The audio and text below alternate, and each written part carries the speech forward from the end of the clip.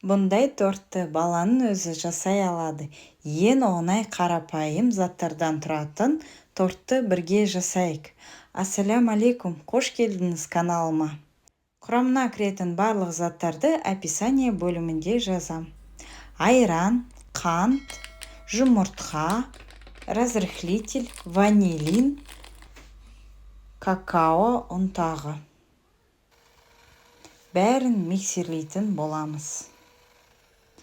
Содан кейін ұнды алып, електен өткіземіз. Бұл жерде барлық граммовкалар стақанмен есептелінген.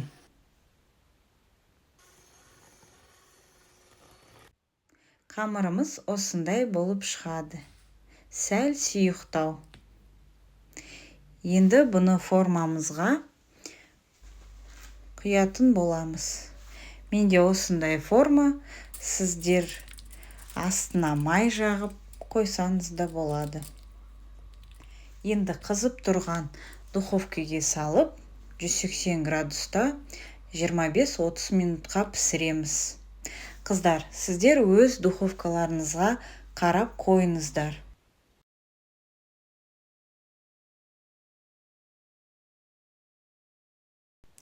Ал енді кремді жасайық. Бізде ең оңай дәмді крем.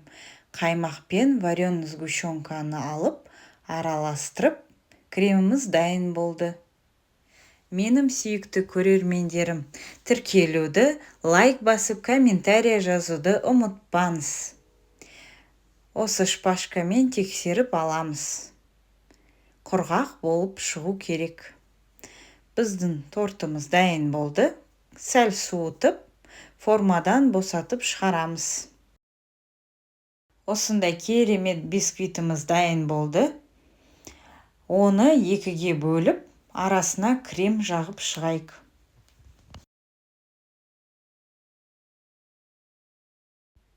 Айтпақшы қыздар, менің формамның диаметрі 20 сантиметр. Сіз 22 қылсаңыз да болады. Осылай үстінен кремді әп-әдемі ғып жағып шығайық. Бұндай тортты міндетті түрде сіз де жасап, жанұяңызды қуантыңыз. Бұл торт бірден желініп кетуі мүмкін.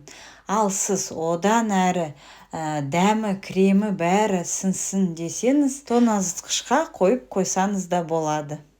Өте жұмсақ, дәмді, керемет торт дайын болды. Бұндай дәмді торт 30 минуттың ішінде жасалынды десем сенбейсіз. Рас, осы 30 минуттың арасында пісетін торттың бірі.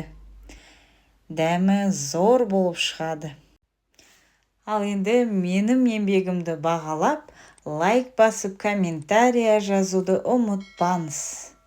Каналыма тіркеліп, талай керемет видеоларды көре аласыздар. Ал сіздермен болған Алия. Дәстүрлі дастарханмен дастарханыңызды жайнатып жүріңіз. Келесі видеода аман саулықпен кездескенше.